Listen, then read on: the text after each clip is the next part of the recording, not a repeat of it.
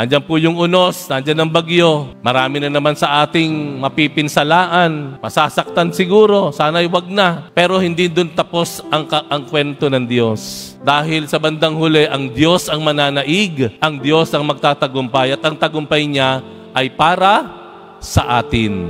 Yung ating sigalot sa politika, sa ating gobyerno, sa ating bansa, mas malaki pong problema yan. Kung natakot tayo kay Tino, nakatatakot tayo kay Juan, mas nakatatakot yung nangyayaring kasakiman, pagmamalabis, pananamantala, at kawalan ng malasakit na nangyayari sa ating bayan. Pero hindi tayo nawawalan ng pag-asa. Dahil kung tayo ay dumadaan sa ganitong uri ng pahirap, sigalot, takot, gulo, ang kwento at plano ng Diyos, tayong lahat po ay magtatapos na tagumpay, nagkakaisa, maunlad na pamumuhay, nagkakasundo, maayos na kabuhayan at ligtas sa mga kamay ng ating Panginoong Jesus.